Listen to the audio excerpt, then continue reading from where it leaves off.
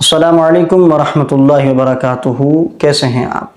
सवाल ये है कि अगर कुर्बानी का जानवर मर जाए या गुम हो जाए या चोरी हो जाए तो इस हवाले से क्या शरई हुक्म है? क्या नया जानवर लेना होगा या नहीं लेना होगा? इसी तरह अगर कोई शख्स एक मरतबा जानवर ख़रीद लेता है और अब वो चाह रहा है कि इसको बेच के कोई दूसरा जानवर ख़रीद ले तो इसका शरई हुक्म क्या है? तो ये सारे सवालात और इनके जवाबात मैं आपको इस एक वीडियो में देने वाला हूँ, लिहाजा इस वीडियो को मुकम्मल वॉच कीजिएगा। तो याद रखिए कि कुर्बानी का जानवर अगर मर जाए, गुम हो जाए या चोरी हो जाए और ये जानवर उस शख्स का था कि जो मालिक निसाब था, यानी जिस शख्स पर कुर्बानी वाजिब थी, उसका जानवर मर गया या गुम हो गया या चोरी हो गया तो उस पर वाजिब है कि वो दूसरा जानवर लेकर कुर्बानी करे। उस पर कुर्बानी करना लाजिम है, ज़रूरी है कि वो दूसरा जानवर ले और कुर्बानी करे। हाँ, इसमें ये रुख्सत ज़रूर है कि पहले वाला जानवर जिस कैटेगरी का था उससे कम कैटेगरी का भी अगर लेता है, कम क्वालिटी का लेता है, तब भी दुरुस्त है, इसकी कुर्बानी हो जाएगी।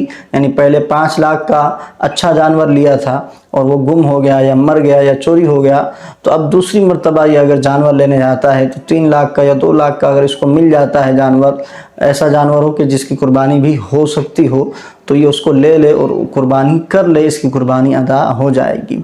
अगर गुम हो गया था या चोरी हो गया था, मरने की सूरत में ज़ाहिर सी बात है जानवर ही ख़त्म हो गया, दूसरा ही कुर्बान करना होगा। लेकिन गुम या चोरी होने की सूरत में क्या मसला होगा कि अगर वो दूसरा ले आता है जानवर, यानी पहले वाला 5 लाख का जानवर था, अब ये 2 लाख वाला दूसरा जानवर लेके आया, लेकिन कुर्बानी से पहले वो पहले वाला जानवर भी मिल गया, वो भी वापस आ गया या किसी तरीके से उसे इन्होंने ढूंढ लिया, तो अब किसकी कुर्बानी करेगा?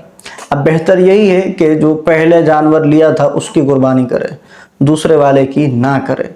अगर ये दूसरे वाली करता है तो उसकी कीमत में जो कमी आ रही है उतने पैसे इसको सदका करने होंगे। यानी वो 5 लाख का जानवर था, वो गुम हो गया था, ये 2 लाख वाला ले आया, अब कुर्बानी से पहले वो 5 लाख वाला भी मिल गया, तो बेहतर यही है कि 5 लाख वाले की कुर्बानी कर दे और जो 2 लाख वाला है उसे वो बेच सकता है या घर पर रख सकता है, जो चाहे करे। उसकी कुर्बानी करना इसके ऊपर ज़रूरी नहीं है। और अगर ये शख्स दूसरे वाले जानवर की कुर्बानी करता है तो कुर्बानी उसकी अदा हो जाएगी, लेकिन जो पहले जानवर और इसमें जो गैप था, जितने पैसों का गैप था, उतनी कीमत जो है, उतनी रकम इसको सदका करना होगी। जी हाँ, अगर पहले वाला जानवर 5 लाख का लिया था और वो गुम हो गया और दूसरा 2 लाख में ले आया और पहले वाला मिल गया और अब ये कुर्बानी दूसरे की कर रहा है, तो जो गैप आ रहा है 3 लाख का, तो ये 3 लाख रुपए इसे अल्लाह की राह में सदका करने होंगे, इसकी कुर्बानी अदा हो जाएगी। और अगर किसी शख्स ने कुर्बानी का एक जानवर लिया, अब उसका दिल चाह रहा है कि वो इसको बेचे और दूसरा ले, तो इस सूरत में हुक्म ये है कि अगर इससे अच्छी कैटेगरी का ये दूसरा लेना चाहता है तो फिर इसको बेच के दूसरा ले सकता है, कोई हर्ज नहीं है, ये चीज़ वो कर सकता है। लेकिन अगर वो इसको बेच के हल्का जानवर लेना चाहता है तो इसकी इजाज़त मौजूद नहीं है।